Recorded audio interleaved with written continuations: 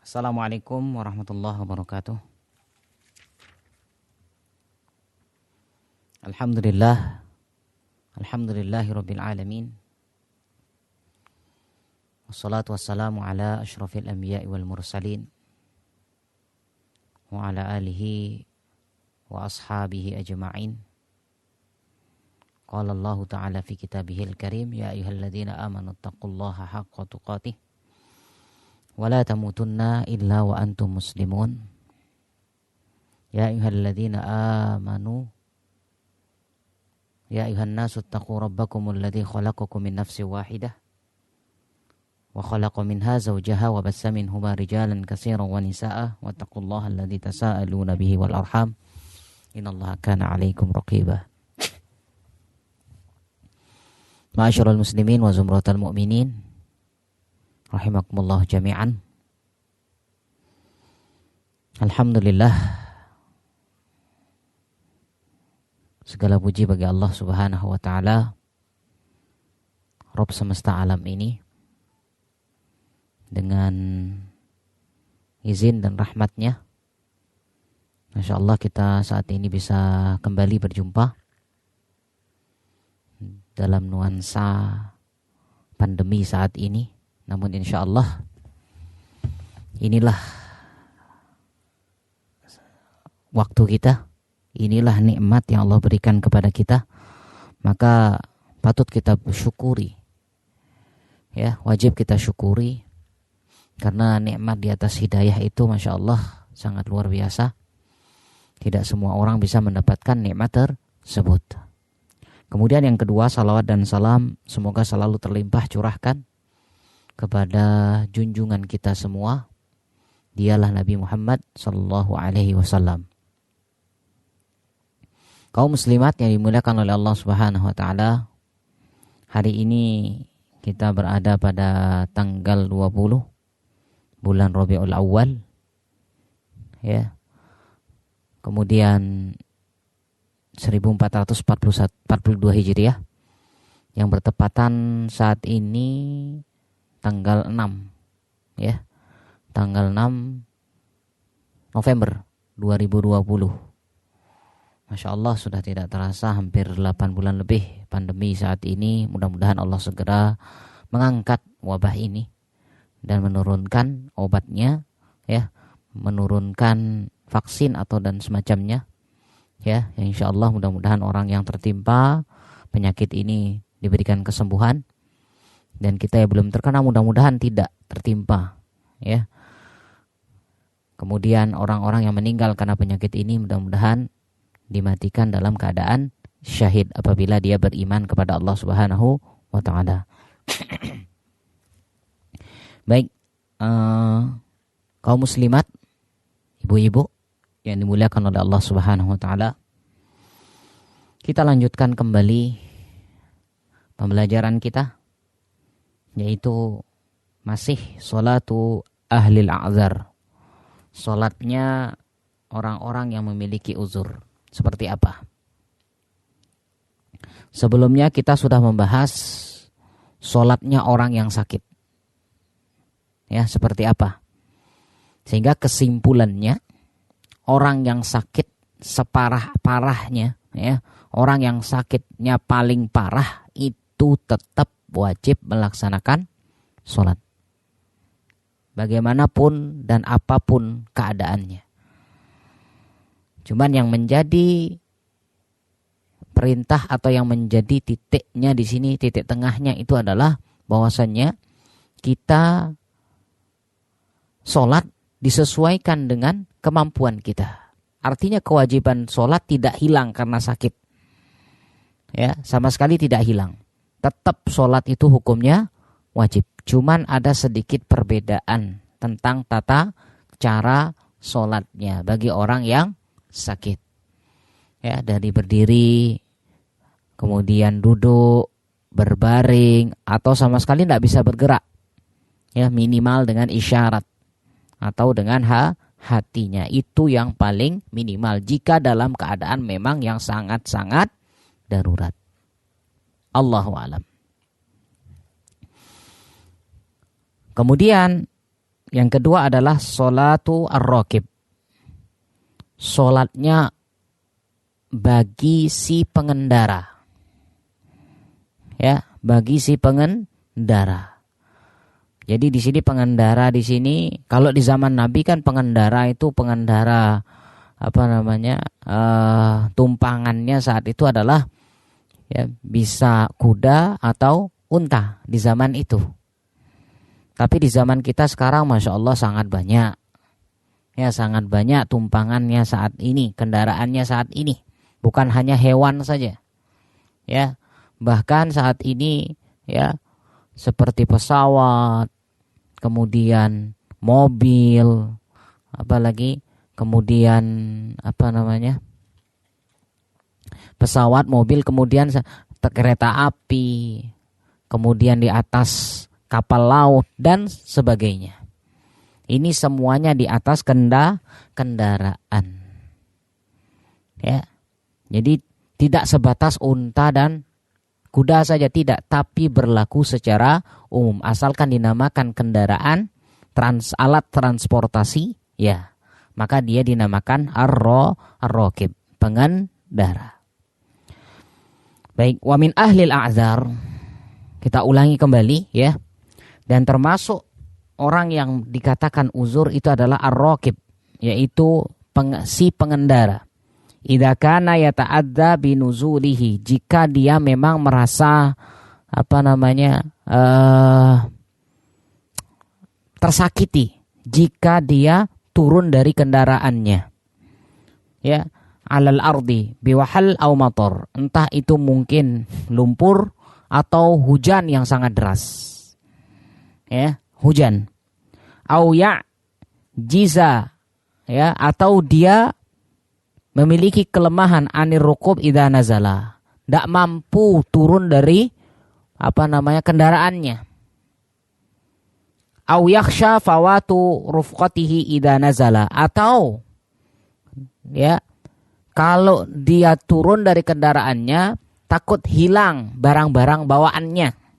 Naik bis, ya ternyata barang-barangnya tidak ditaruh di bagasi bawah, tetapi ya diletakkan begitu saja.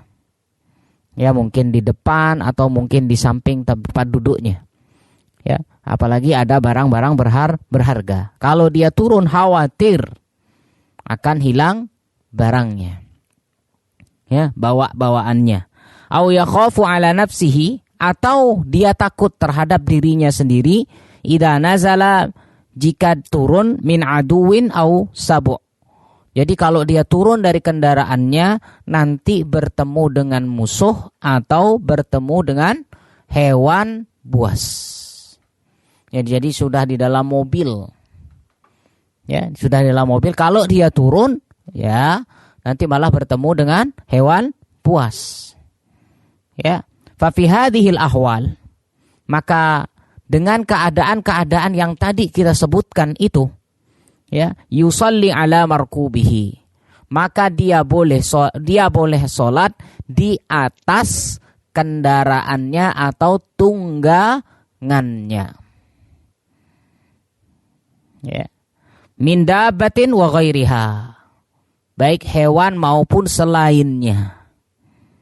Wala yanzilu ilal ardi, dan tidak perlu dia turun, ya, turun dari kendaraannya. Ya, li hadisi Ya'la bin Murrah, sebagaimana hadisnya Ya'la bin Murrah, anna Nabiyya sallallahu alaihi wasallam, bahwasanya Nabi sallallahu alaihi wasallam intaha ila mudayyiqin huwa wa ashabuhu.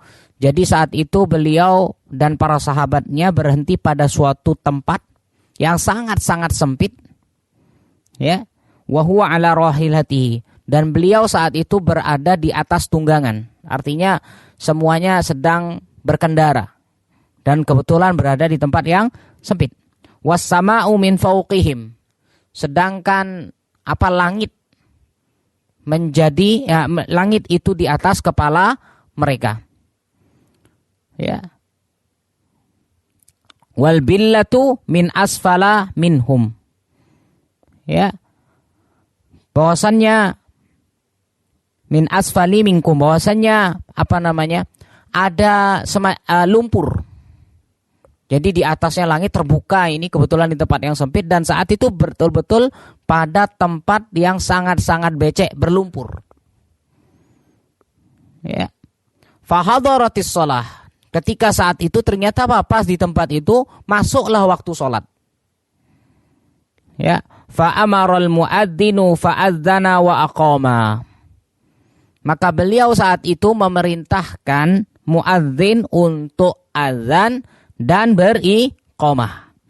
Summa taqaddama Rasulullah sallallahu alaihi wasallam ala rahilatihi. Kemudian Nabi maju ke depan, ya, maju ke depan dengan kendaraannya itu. Fa shalla bihim yumi'u ima. Maka akhirnya beliau sholat, ya, fa shalla bihim, beliau memimpin sholat bersama para sahabat saat itu, yumi'u ima'an, dengan apa? Memiringkan. Ya, memiringkan artinya kepalanya, badannya dan sebagainya. Yaj'alus sujud akhfadha minar ruku'.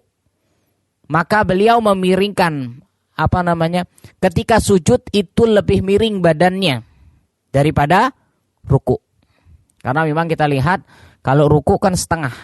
Kalau sujud itu sampai ke bawah. Begitu juga nanti kalau dengan di atas kendaraan, tidak mungkin dia turun di bawah. Kenapa? Saat itu tempatnya sedang berlumpur. Maka bagaimana? Ya sudah, tetap di atas kendaraan. Ya. Sehingga ketika ruku hanya memiringkan sedikit, nanti ketika sujud pun memiringkan lebih banyak. Ya, hadis ini diriwayatkan oleh Imam Ahmad dan At-Tirmidzi rahimahumallah. Wa yajibu 'ala man yusallil fardhah 'ala markubihi. Perhatikan. Dan diwajibkan bagi orang yang sholat fardu, ya, diwajibkan bagi orang yang sholat fardu 'ala markubihi, di atas kendaraannya, li'udhrin, karena li'udhrin mimma sabaq, karena uzur-uzur yang tadi kita sebutkan, ya, banyak tadi yang di awal. An yastaqbilal qiblah in istata'a. Jadi ini untuk sholat yang fardu. Sekali lagi, ini masuk sholat yang fardu. Maka ketika dia bertemu dengan keadaan seperti tadi, maka hendaklah dia berusaha dulu untuk menghadap kiblat. Liqaulihi ta'ala, sebagaimana firman Allah Ta'ala yang mengatakan, wahai suma kuntum fawallu wujuhakum syatrah.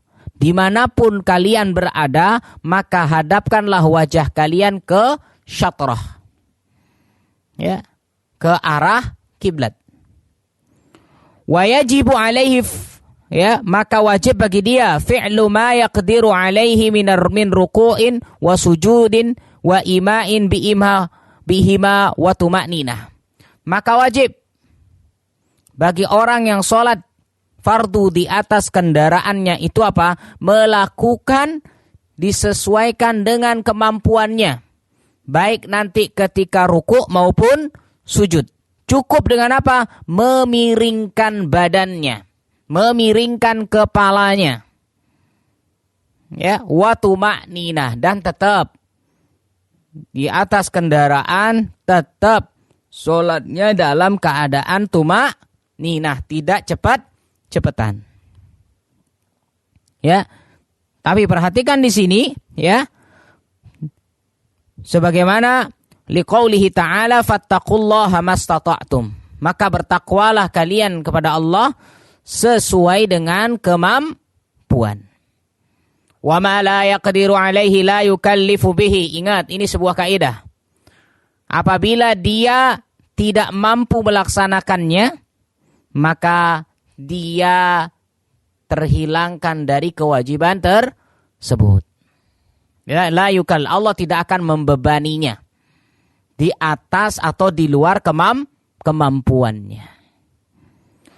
Kemudian wa in lam yaqdir ala istiqbalil qiblah.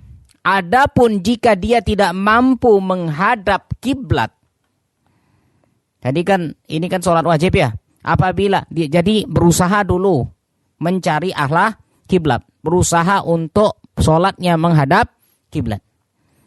Apabila ternyata apa? Wa in lam yaqdir ala istiqbalil qiblah.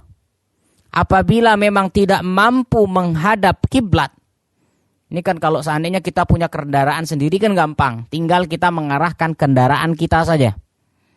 Ya, menghadap kiblat. Kalau kendaraan sendiri, kita bisa berhenti ya seenaknya kita, senyamannya kita. Tapi berhubung saat ini ternyata kita numpang, ya, berhubung kita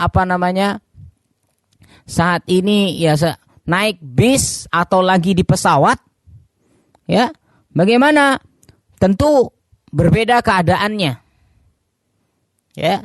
Jadi apalagi naik mobil, belok sana, belok kanan, belok kiri, kadang ke timur, kadang ke barat, kadang ke selatan, ya, ke utara dan sebagainya. Tidak jelas arahnya. Ya. Maka apabila dia tidak mampu menghadap kiblat, lam yajib alaihi istiqbaluha, maka tidak wajib bagi dia untuk menghadap kiblat. Ini bagi orang yang memang tidak mampu. Ya, artinya tidak memiliki kemampuan untuk menghadap kiblat seperti tadi penumpang. Ya, kebetulan di atas mobil, ya, yang kita tidak tahu arahnya mana, ya. Sehingga ya dia boleh sholat dengan dia boleh sholat dengan mengikuti arah perjalanan kendaraan tersebut. Ya. Seandainya satu contoh nih, kalau kita di kereta api nih, kalau kereta api kan duduknya bolak-balik, ya, menjadi dua begini, saling berhadapan. Mungkin nanti kita bisa gantian. Pas kebetulan yang menghadap kiblat di sana kita, kalau seandainya kita menghadap ke timur, kita bisa. Kalau kami dulu sering Jakarta Jawa Timur ini kan jelas arah arah keretanya itu ya timur ke barat biasanya kan begitu. Ya, maka dari itu boleh nanti bisa mungkin minta izin bergantian. Ya, minta izin bergantian. Kalau ya semacam seperti itu. Terus bagaimana di atas perahu, di atas kapal laut, apalagi biasanya kalau di kapal laut kan gampang. Insya Allah ada musolanya, insya Allah ada ruangan. Ini bisa masih menghadap kiblat.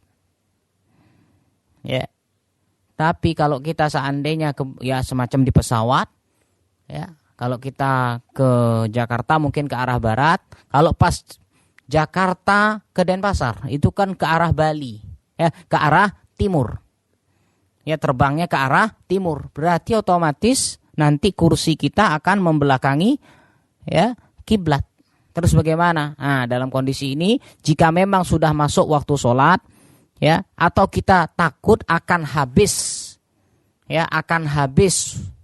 waktu sholatnya, takutnya kalau sudah sampai tujuan atau sampai bandara ternyata waktu sholat sudah habis, ya boleh dia sholat di kendaraan. Allahu a'lam. Ya. Wa kadzalik wa shalla ala hasba halihi, maka dia sholat sesuai dengan keadaannya atau kemampuannya.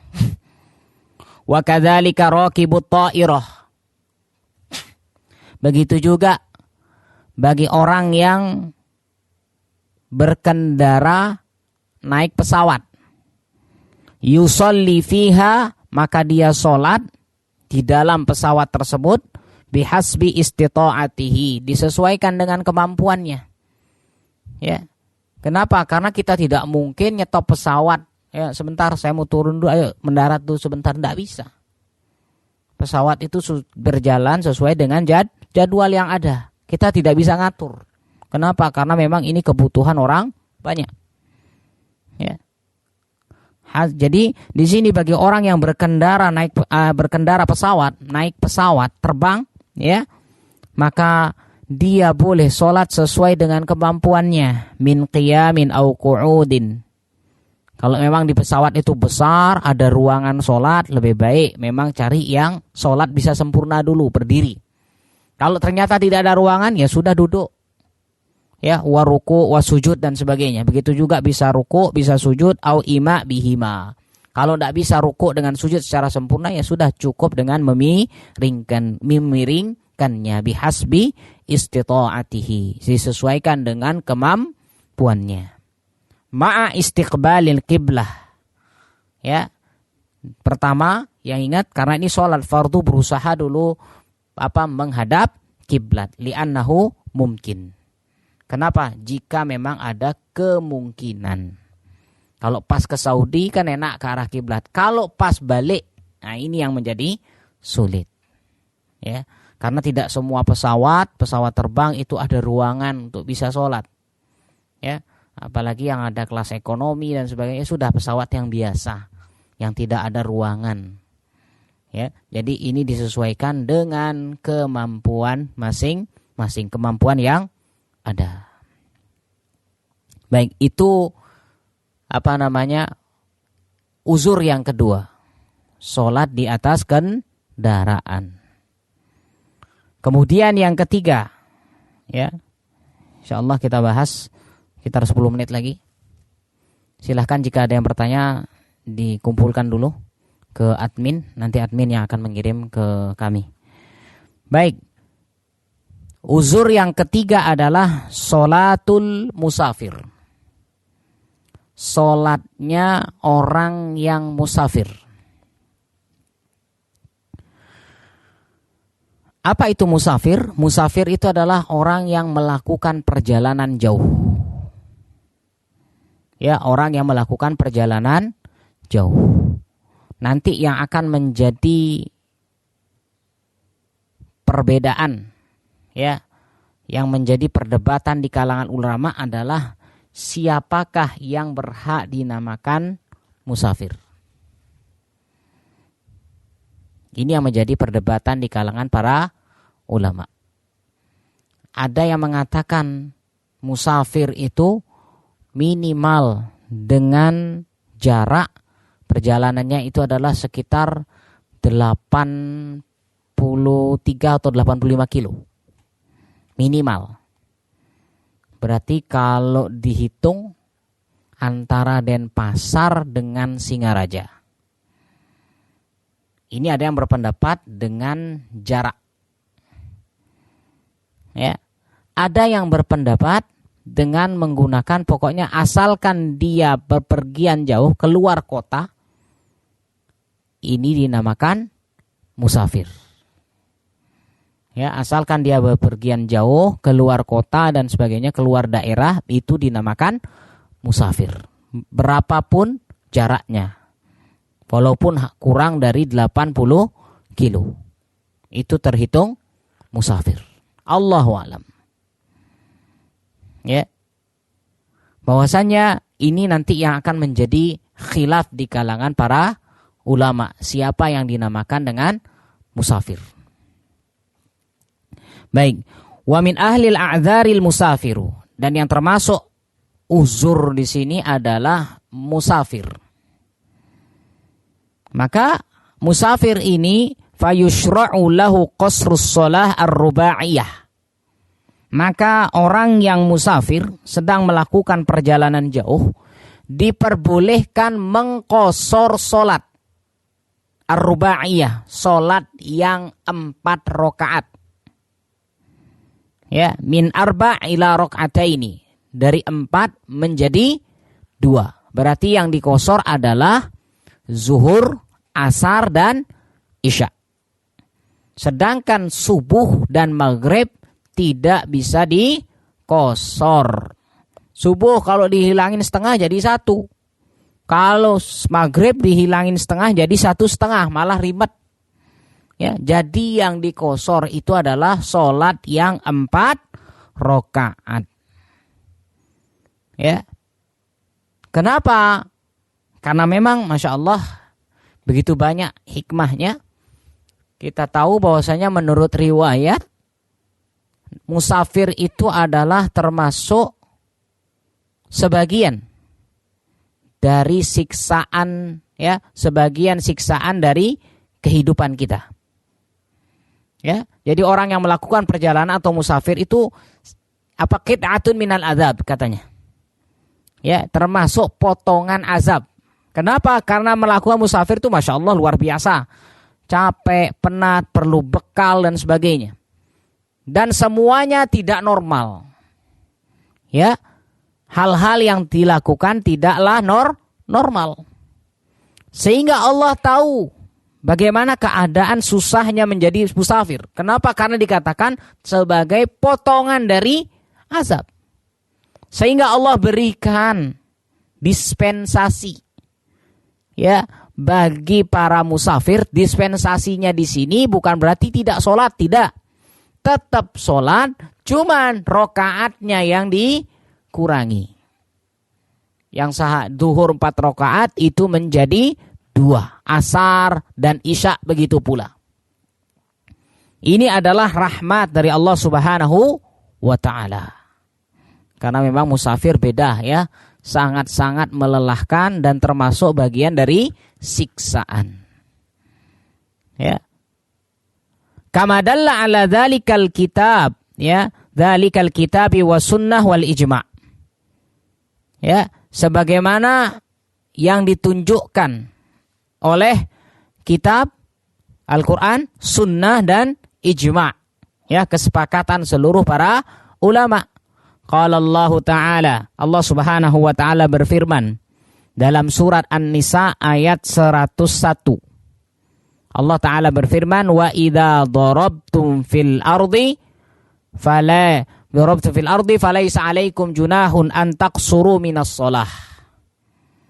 Ya, apabila kalian darabtum fil ardi, artinya melakukan perjalanan di muka bumi ini, maka falaysa 'alaikum junah, maka tidak berdosa bagi kalian an taqsuru minas shalah, apabila mengqosor salatnya.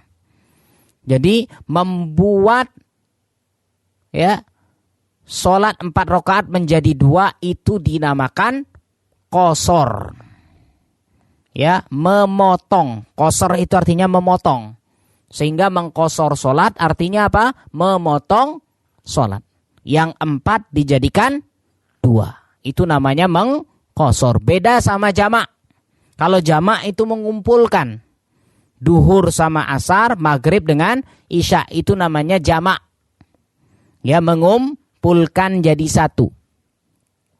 Sedangkan qosor itu apa? Memotong sholat. Yang 4 dijadikan 2. Makanya Allah Ta'ala mengatakan, ya, wa idza darabtum fil ardi falaysa 'alaikum junahun an taqsuru minas shalah. Diperbolehkan bagi orang yang melakukan perjalanan jauh untuk mengqosor salat. Di sinilah Masya Allah bagaimana Allah Subhanahu wa Ta'ala sangat rahmat, ya, sangat sayang kepada hamba-hambanya ketika dalam keadaan perjalanan jauh. Terasa bagaimana capeknya, ya, sehingga diberikan keringanan untuk melakukan sholat. Ya. Wan Nabi sallallahu alaihi wasallam lam yusalli fis safari illa qasra. Tidaklah Nabi sallallahu alaihi wasallam salat di dalam safarnya kecuali mengqasornya. Artinya apa? Setiap melakukan perjalanan beliau selalu mengqasor. Wal qasru afdalu minal itmam. Justru apa? Mengqasor itu lebih baik daripada itmam, menyempurnakannya. Masya Allah.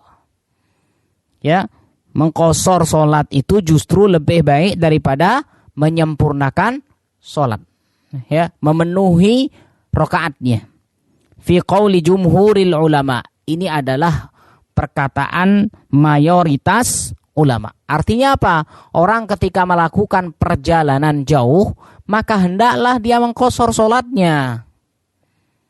Kenapa? Karena Nabi SAW tidak pernah. Ya, artinya ketika melakukan perjalanan itu, hampir semua sholatnya itu diqasor yang 4 rakaat. Ambil. Kenapa? Allah berikan kemudahan, Allah berikan diskon, kita ambil. Ya. Kita barang saja begitu juga ya. Barang ketika di promo, ya, kita masuk supermarket ada diskon, itu kita ambil. Ya. Dan kalau kita katakan juga bahwasanya orang yang melakukan qasor dalam sholatnya, ya ini dalam perjalanan jauh, musafir, itu sama pahalanya dengan orang yang melakukan secara sempurna. Jangan takut. Jadi sama pahalanya. Ya. Sebagaimana hadis yang sahih dikatakan, furidatis shalah rakaatain. Ya, bahwasanya awal perintah itu sholat dilakukan sebanyak 2 rakaat fil hadari wa fis safari. Baik ketika bermukim maupun musafir. Itu pada awalnya. Fa ukhiratus shalah, sholatus safar. Maka kemudian akhirnya apa? Kemudian pada hari-hari berikutnya bagaimana? Yaitu ditetapkan. Jadi qasar ini hanya ditetapkan bagi orang yang musafir. Wazida fi sholatil hadar, dan ditambah atau 4 rakaat bagi orang yang bermukim.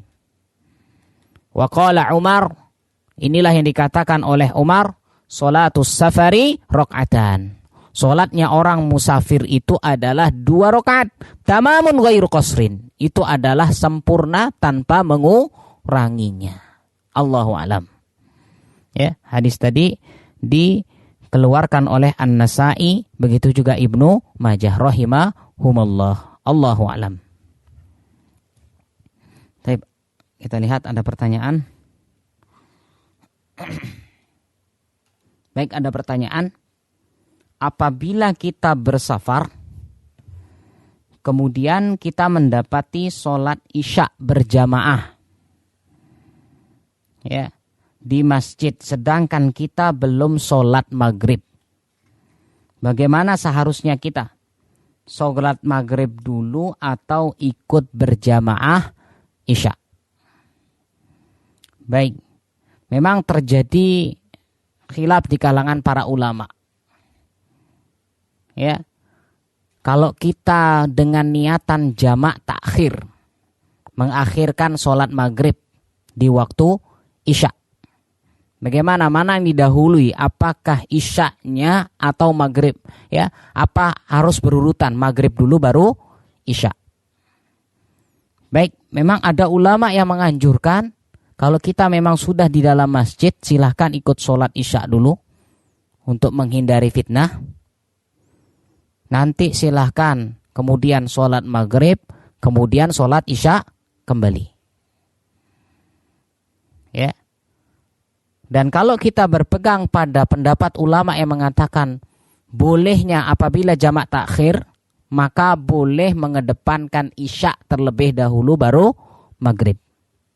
Ini kalau dia berpegang pada pendapat yang mengatakan bahwasanya ya boleh, artinya namanya jamak takhir. Artinya maghribnya dijadikan setelah isya atau duhurnya dijadikan setelah asar.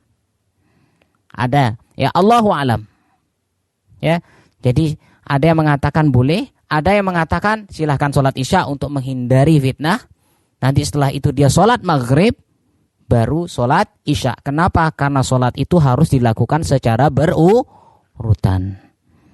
Kalau dia seandainya sholat isya, ya, dia melakukan sholat isya, sedangkan saat itu orang melakukan sholat isya, dia mau sholat maghrib, berarti otomatis nanti apa? Dia salamnya duluan. Akhirnya apa? Muncul fitnah lagi. Ini yang lebih berat. Kenapa? Karena memang jumlah rokaatnya berbeda. Ya, kalau jumlah rokaatnya sama kan tidak apa-apa. Ini jumlah rokaatnya yang berbeda. Kalau zuhur sama asar kan gampang. Yang memang terjadi permasalahan adalah isya dengan maghrib. Allahu alam. Terus selanjutnya, apakah ada sholat sunnah safar? Sholat sunnah sebelum bersafar? Allahu alam, memang ada sebuah riwayat yang mengatakan sholat sunnah safar. Ya, ada yang mengatakan sholat sunnah safar. Ada yang mendoifkan hadis tersebut. Allahu alam. Ya, Allahu alam.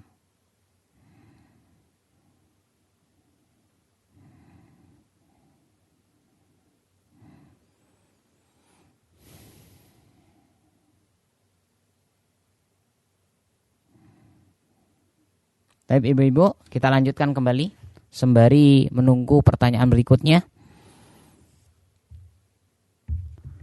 Ibu-ibu yang dimuliakan oleh Allah Subhanahu wa taala, kita lihat wa yabda'ul qasru,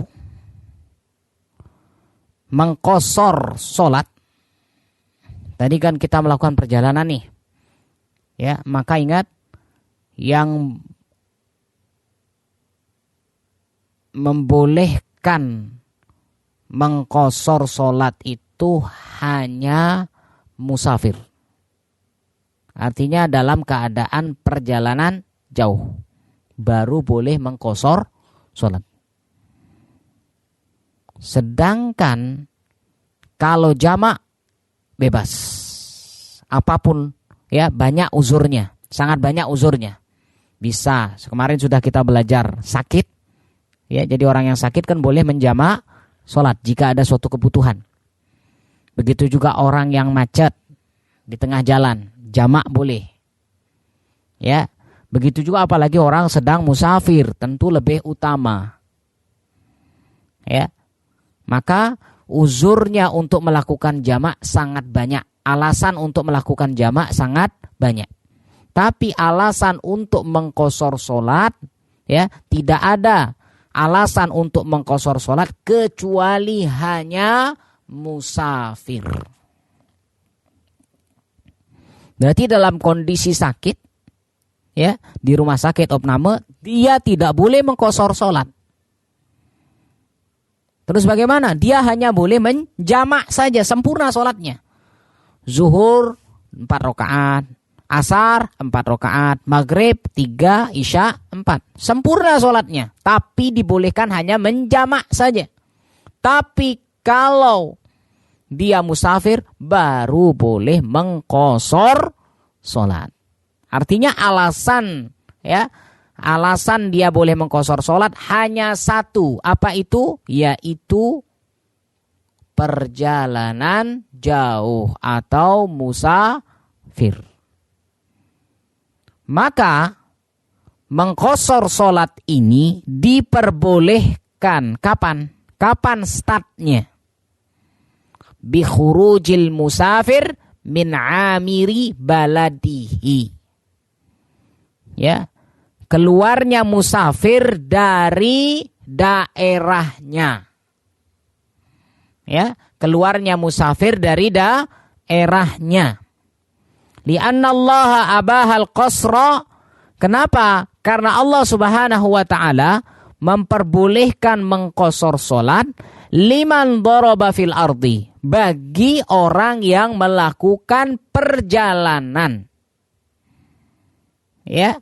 Wa qabla khurujihi min baladihi, apabila dia belum keluar dari kotanya, la yakunu dariban fil ardi, berarti dia belum dinamakan dariban fil ardi wala musafiron, belum dikatakan sebagai orang yang musafir, masih berada di rumahnya. Jadi dia belum boleh melakukan mengqasar salat. Seandainya, contoh, dia naik pesawat jam 2:30 atau jam 2 lah. Sedangkan duhur sekarang jam 12:04 atau ya jam 12:04. Ya, dia sudah pasti, artinya tiket sudah dia pegang. Tiket sudah dia pegang, jam 2 saya berangkat. Ya. Berarti nanti terbang jam 2 sampai seumpama Jakarta apalagi macet, paling-paling sampai maghrib, susah untuk melakukan sholat asar. Terus bagaimana ini? Akhirnya apa? Oh ya sudahlah, sholat. Ya, dia mengqasar. Apakah boleh? Belum. Atau dia gunakan mobil sendiri di rumah. Ntar saya berangkatnya jam 1 aja dah. Atau sehabis sholat duhur saya berangkat. Ya, maka dia belum boleh mengqasar.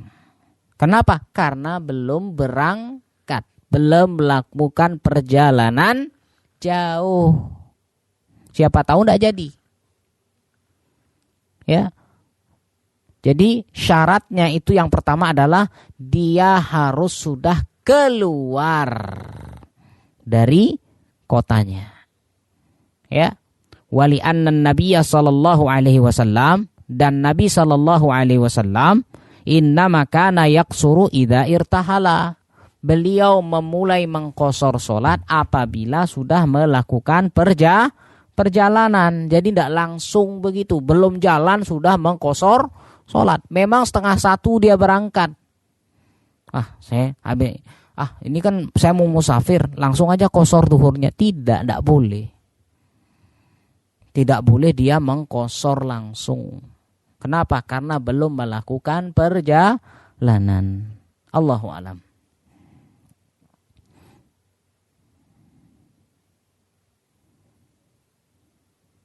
Baik, ada pertanyaan dulu. Apabila kita dalam perjalanan pulang dari safar tidak sempat sholat duhur dan sampai rumah sudah waktu asar, apakah tetap boleh dikosor dan dijamak sholatnya? Apabila kalau sudah sampai rumah, ini kan sudah sampai nih, berarti dia tidak melakukan perjalanan jauh, maka dia sholatnya sempurna. Duhurnya 4 rakaat, salam, kemudian berdiri lagi, sholat asar 4 rakaat. Kenapa? Karena sudah sampai rumah.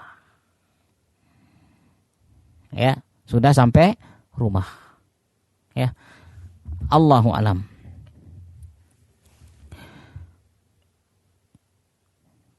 Wali anna lafzus safar ma'nahu al-isfar. Kenapa? Karena makna safar itu adalah bermakna al-khuruju ila sohro, keluar ke sohro, pada gurun pasir, ya, padang gurun. Yuqalu, dan dikatakan juga safarotil mar'atu an wajhiha idza kasyafathu, bahwasanya keluar seorang perempuan safarotil mar'atu an wajhiha, jadi perempuan itu keluar idza kasyafathu, apabila dia membukanya, ya, membuka wajahnya. Safar, ya, biasanya orang safar menutup wajahnya. Fa idza lam yabros ila sahra allati yankashifu fiha min bainil masakin lam yakun musafira. Ya, artinya di sini menunjukkan bahwasanya, ya, intinya ini kan makna ini secara bahasa saja. Makna musafir, artinya musafir itu adalah orang yang melakukan perjalanan jauh. Ya.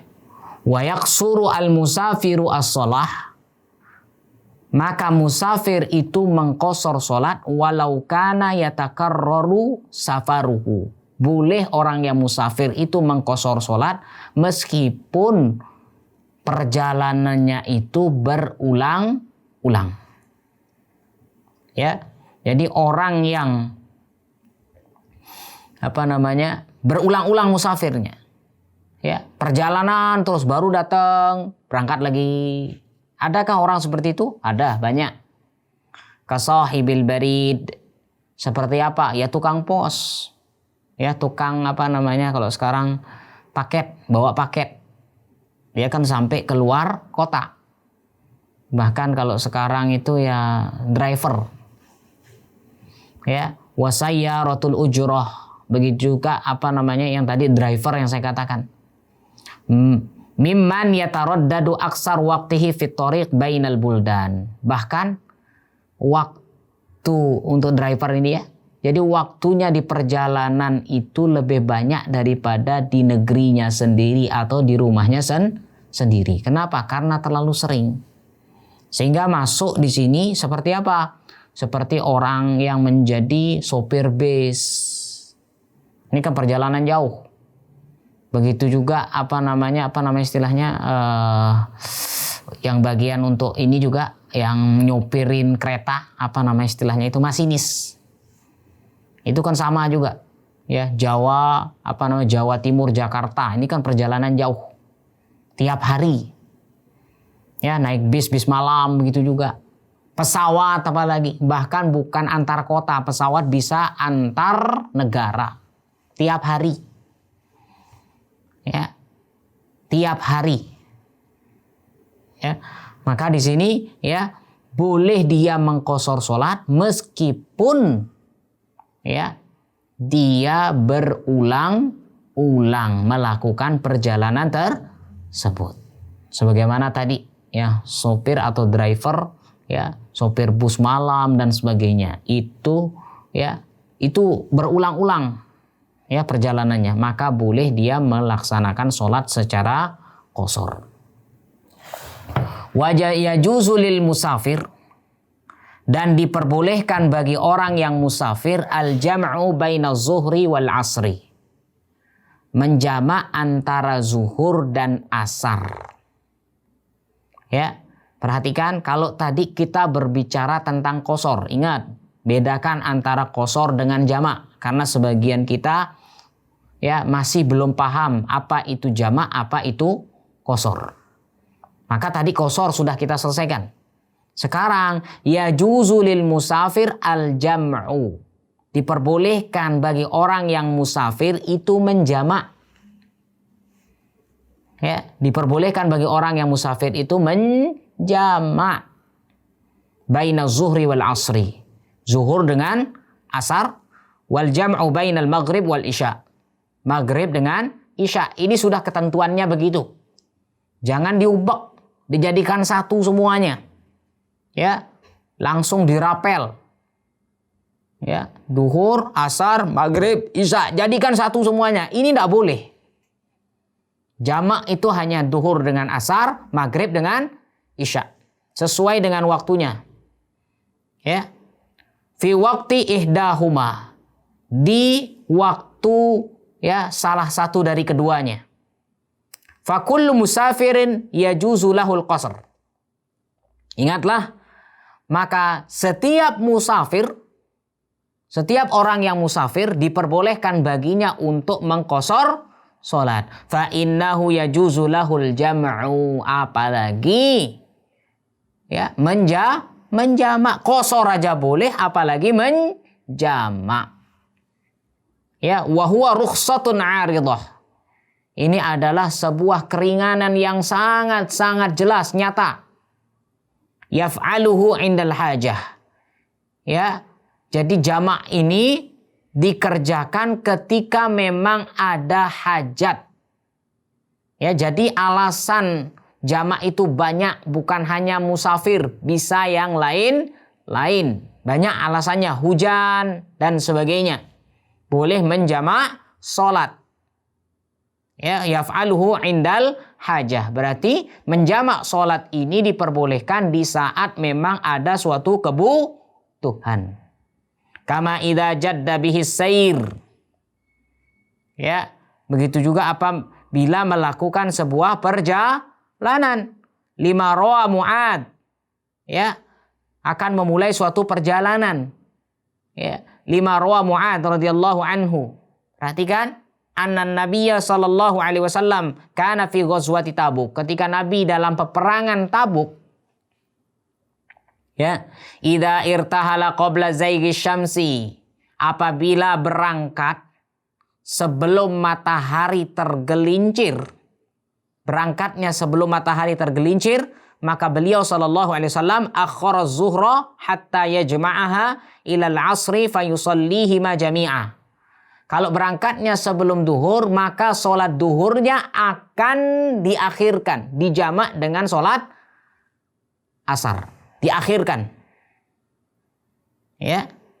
Wa idza irtahala ba'da zaighi syams, apabila beliau berangkat setelah zaighi syam, setelah tergelincir matahari, artinya setelah masuk waktu sholat duhur, sholat zuhra wal asra jami'an summa sara, maka beliau sholat duhur dan asar secara jamak terlebih dahulu, summa sara, baru kemudian berjalan, baru melakukan perjalanan.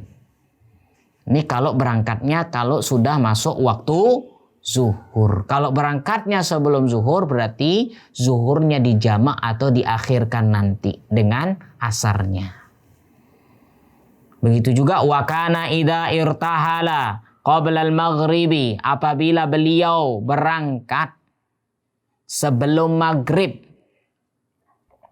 Akhiral maghrib hatta yusalliha ma'al isya. Maka beliau akan mengakhirkan maghribnya di solat di jamak dikumpulkan dengan isya. Ya. Wa idza irtahala ba'dal maghrib, apabila beliau berangkat setelah maghrib, ajjalal isya'a, maka beliau mentakjilkan, mensegerakan isya. Ya, jadi sholat maghrib dan isya saat itu. Kenapa? Karena sudah masuk maghrib. Apabila berangkatnya setelah maghrib, fasollaha ma'al maghrib, maka beliau akan menjamak takdim, mengedepankan. Takdim itu mengedepankan, ya. Jadi kalau sudah masuk maghrib langsung sholat maghrib, setelah itu sholat isya. Kalau berangkatnya setelah maghrib. Berarti orang yang mau ke Jawa, ya pokoknya melakukan perjalanan jauh, sebelum dia berangkat dari rumah, ini kalau sudah pasti keberangkatannya. Saya lagi kalau sudah pasti. Berarti dia boleh menjamak terlebih dahulu. Ya, tanpa mengqashar. Kenapa? Karena belum jalan. Kalau sudah jalan silahkan nanti mengqashar dan menjamak. Kalau dia belum jalan, dia hanya boleh menjamak saja. Ya, kenapa boleh dijamak langsung? Ya sudah, karena nanti kita berpikir, wah, saya ini di perjalanan di mana saya berhenti ini? Di sana tidak ada masjid lagi, atau susah cari tempat. Bahkan kita naik bis ini, bisnya nanti jam 3 baru sampai di Jawa Timur, atau jam 2 baru sampai Jawa Timur di restoran. Bagaimana ini? Habis waktunya nanti. Ya sudah, dia boleh menjamak. Kenapa? Ya, lebih mudah keadaannya. Masya Allah. Ini adalah sebuah kenikmatan dari Allah Subhanahu wa Ta'ala. Rawahu Abu Dawud wa Tirmidzi. Hadis tadi diriwayatkan oleh Imam Abu Dawud dan At-Tirmidzi. Kemudian sedikit lagi, ya. Wa idza nazala al-musafiru fi asna'i safarihi lirahah. Apabila seorang musafir turun, artinya kan ada waktu istirahat nih, ya, istirahat. Mungkin kalau seandainya ke Jakarta, dia istirahat di Jawa Timur, ya, maka beliau Syekh Shalih Fauzan rahimahullah mengatakan, idza nazala musafir fi asna'i safari lirahah, jadi turun dari berhenti sejenak untuk istirahat, ya. Fal afdalu lahu an yusalliya kulla salatin fi waqtiha qasran bila jama'. Maka lebih baik baginya untuk setiap solat, ya, pada waktunya itu dengan qasar tanpa menjamak. Ya, lebih baik ini jadi berhenti di tengah jalan untuk istirahat. Ya, istirahatlah. Ya, jadi diperbolehkan baginya yang lebih baik untuk mengqashar saja tanpa menjamak. Kalau memang dia ya istilahnya punya mobil pribadi, ya istirahatlah dalam perjalanan juga, tidak ngejos langsung. Tapi dia jarang, ya, Masya Allah, biasanya kita mengambilnya senengnya, ya, apalagi kita mobil tumpangan berhentinya hanya sekali. Maka manfaatkan waktu ini secara baik. Cuman ini pendapat beliau bahwasanya lebih baik memang bagi orang yang artinya sedang istirahat itu hanya mengqashar saja tanpa menjamak. Allahu a'lam.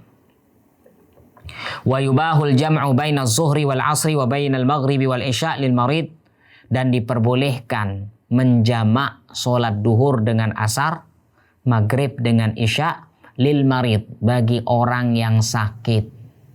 Alladhi yalhaquhu bitarkil jam'i masyaqqatun, apabila tidak melakukan jamak itu mendapatkan kesulitan. Ini bagi orang yang sakit, ya, biar sekalian sholatnya, tidak bergerak, ya, tidak bergerak ke sana kemari dan sebagainya. Apabila memang dibutuhkan, artinya boleh menjamak sholat bagi orang yang sakit. Ingat, jika ada suatu kebutuhan. Allahu a'lam bishawab. Pertanyaan. Apabila kita khawatir ketika kita masih di daerah kita dan belum berangkat pesawatnya, dan kita tidak tahu lama perjalanannya, takut ketika sampai melewati waktu sholat yang sekarang dan berikutnya, apakah boleh sebelum berangkat pesawat kita mengqashar dan menjamak sholat kita di bandara? Boleh, kalau sudah melakukan perjalanan.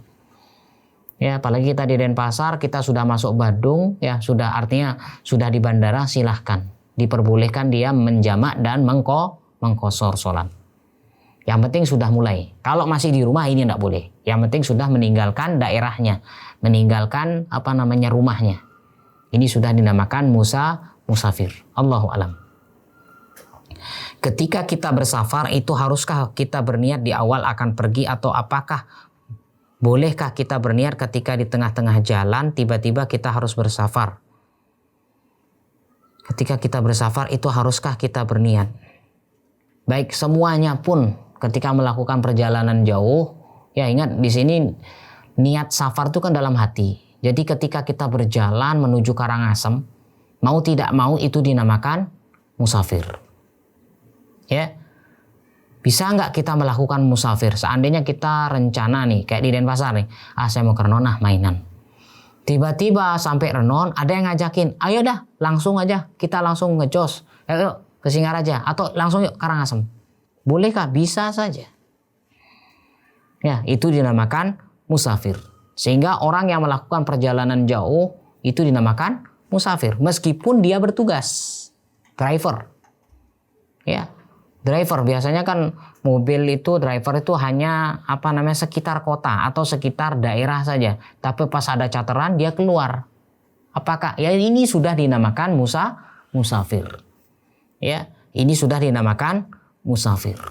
Jadi tidak harus apalagi mau melafazkan niat.